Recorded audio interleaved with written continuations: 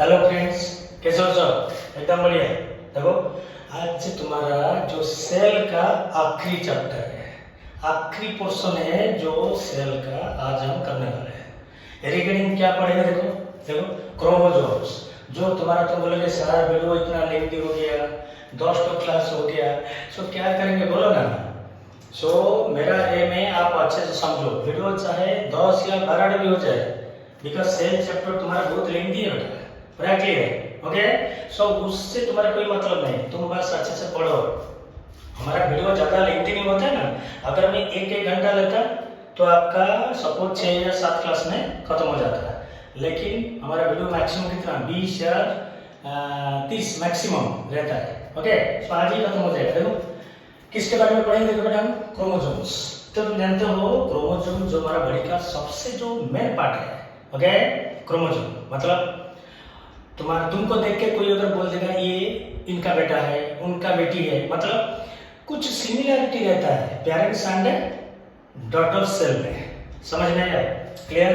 सो chromosome क्या बोले? देखो हमारा बॉडी में जो तुम्हारा क्रोमोसोम होता है वो लोकेशन कहाँ पर है? डी, मतलब न्यूक्लियस के अंदर chromatin network thread like structure में रहेगा, लेकिन ड्यूरिंग सेल डिवीजन वो क्या हो जाएगा? तुम्हारा कंडेंस होके क्रोमोसोम में कन्वर्ट है, क्रोमाटिड एंड क्रोमोसोम में कन्वर्ट हो जाएगा। लेकिन जो नेटवर्क स्ट्रक्चर है उसको हम क्या बोलेंगे? Chromatin network.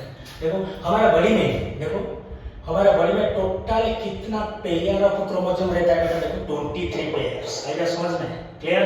मतलब नंबर के हिसाब से अगर चलेंगे तो कितना नंबर आएगा? 46। आएगा समझ में? सो ध्यान में रखना, टोटल हमारा बॉडी में 23 पेयर्स का जो क्रोमोसोम होता है, हम सेकेंड ईयर में पढ़ेंगे बेटा। उनमें से तुम्हारा 22 पेयर जो होगा वो तुम्हारा होगा ऑटोसोम। याद रखना, सेकेंड ईयर में principle of inheritance and various का 12th पोर्शन में हम पढ़ेंगे। क्लियर? सो टोटल तुम्हारा क्रोमोसोम है 23, लेकिन उनमें से 22 पेयर्स रहेगा तुम्हारा क्या है? ऑटोसोम, एंड 8 पेयर रहेगा sex chromosome. Okay, X X नहीं तो X Y, male female. Clear? So every chromosome has a primary constriction called centromere. ध्यान में रखना बेटा, कोई भी क्रोमोसोम का जो बॉडी के अंदर एक तो कॉन्स्ट्रिक्शन रहता है, देखो मतलब बीच में ये जो कॉन्स्ट्रिक्शन है उसको हम क्या बोलेंगे बेटा? सेंट्रोमियर। आएगा समझ में? क्लियर? सेंट्रोमियर, सेंट्रोमियर के देखो इधर देखो और एक पॉइंट मैंने लिखा, देखो सेंट्रोमियर का साइड में, ये तो बीच में रहा तुम्हारा कंस्ट्रिक्शन, मतलब जहां पर तुमको 2 पार्ट में डिवाइड होने वाला है क्रोमोसोम। सो मतलब सेंट्रोमियर का साइड में देखो, देखो क्या लिखा है? On the side of the centromere disc shaped structure. ये तुम्हारा नीट में ऑलरेडी आ चुका है। डिस्क शेप्ड स्ट्रक्चर क्या बोलते हैं उसको? किनेटोकोर सरफेस है। मतलब सेंट्रोमियर का बगल में, मतलब साइड में एक तो डिस्क जैसा स्ट्रक्चर तुम्हारा रहेगा, जिसको हम क्या बोलेंगे? किनेटोकोर। पूरा क्लियर? उसका देखो, based on the position of the centromere chromosomes are 4 types.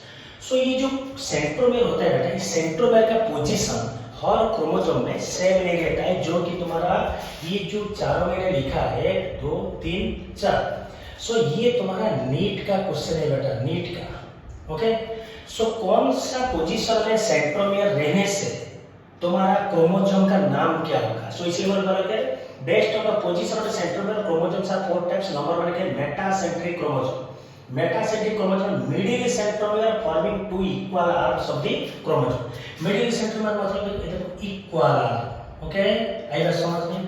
So ये तुम्हारा हो जाएगा मेटासेंट्रिक क्रोमोसोम, मतलब सेंट्रोमियर पूरा मिडिल में है, बीच में। आइए समझ में? नंबर 2 में क्या लिखा है? सब मेटासेंट्रिक क्रोमोसोम। देखो इधर सेंट्रोमियर का पोजीशन क्या है? Centromere is near to one end forming one shorter arm and one longer arm. मतलब सपोज इधर है मेरा, इधर एक तो छोटा वाला, इधर एक तो बड़ा वाला। पूरा क्लियर? ओके, सो ये हो गया मेरा सब मेटासेंट्रिक क्रोमोसोम। उसके बाद क्या आ रहा है बेटा? देखो acrocentric chromosome. Centromere is close to its end, forming one very short and one very longer.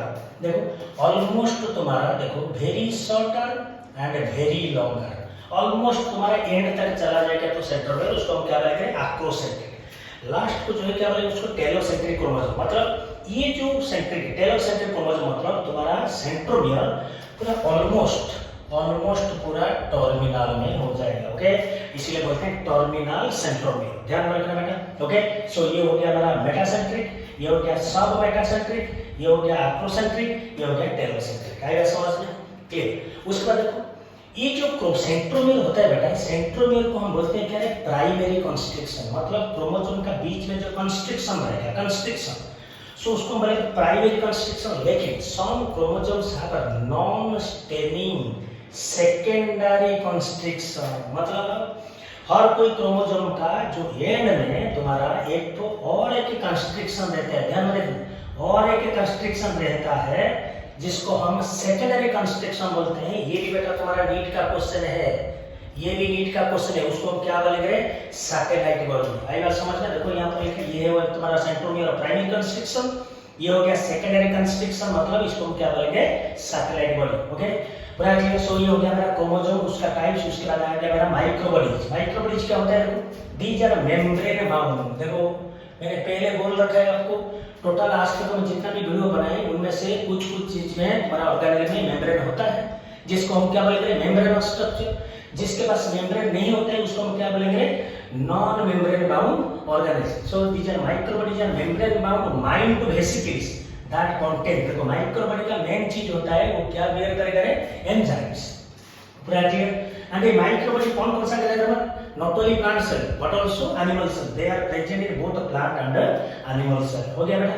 उसके बाद देखो एक तो मैंने 3 मार्क का, जो बोर्ड वाले हो उनके लिए तुम्हारा 3 मार्क का क्वेश्चन आएगा, differentiate between plant cell and animal cell and prokaryotic and eukaryotic cell. लेकिन ये भी नीट में आ जाता है।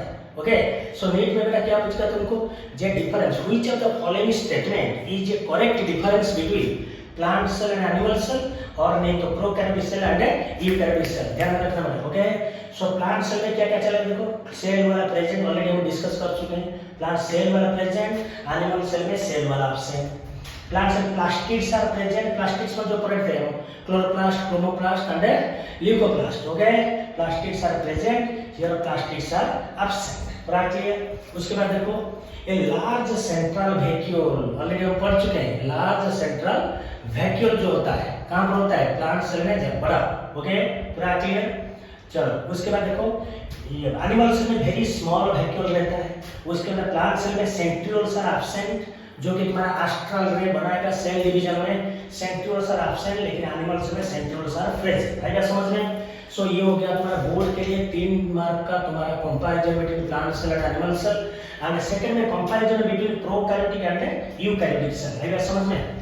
सो प्रोकैरियोटिक सेल यूकैरियोटिक से देखो जनरल तुम जानते हो, प्रोकैरियोटिक प्रिमिटिव टाइप का होता है एंड यूकैरियोटिक एडवांस टाइप का होता है। सो प्रोकैरियोटिक फर्स्ट पॉइंट है जनरल स्मॉल, ये हो गया तुम्हारा जनरल लार्ज।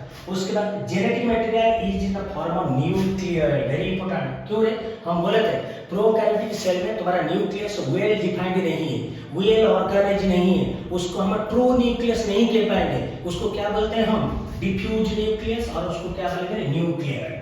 लेकिन इधर क्या है, genetic material is in the form of क्या, न्यूक्लियस। पूरा क्लियर। उसके बाद न्यूक्लियर मेम्ब्रेन एब्सेंट रहता है बिकॉज़ ये प्रिमिटिव टाइप है, लेकिन ये तुम्हारा न्यूक्लियर मेम्ब्रेन प्रेजेंट रहता है। उसके बाद मेम्ब्रेन बाउंड ऑर्गेनेल्स एब्सेंट, ये प्रोकैरियोटिक है उसका मेम्ब्रेन बाउंड ऑर्गेनेल नहीं है बिकॉज़ कुछ तुम्हारा मैक्सिमम जो प्रोकैरियोटिक से तुम्हारा यूनिसेलुलर होता है। ओके, लेकिन इधर क्या है, मेम्ब्रेन बाउंड ऑर्गेनेल्स प्रेजेंट। और एक बार बोला था मैं, प्रोकैरियोट में जो डीएनए होता है बेटा, कौन सा डीएनए होता है, सर्कुलर डीएनए, जिसको हम क्या बोलेंगे, प्लास्मिड। क्या बोलेंगे उसको, प्लास्मिड। आएगा समझ में, प्लास्मिड। ओके, एंड इधर क्या होता है, लीनियर डीएनए। सेकेंड ईयर में पढ़ेंगे हम 12th में principal molecular basis of inheritance DNA का एक्चुअल स्ट्रक्चर। उसके बाद देखो ये तो हम बार-बार बोल चुके हैं, हर वीडियो में बोलते हैं हम, राइबोसोम्स इन प्रोकैरियोटिक सेल में कितना एस होता है, 70s, बट यूकैरियोटिक सेल में तुम्हारा क्या होता है, 80s का है। पूरा क्लियर। ओके, आएगा समझ में? सो ये हो गया तुम्हारा बेसिक डिफरेंस बिटवीन क्या है,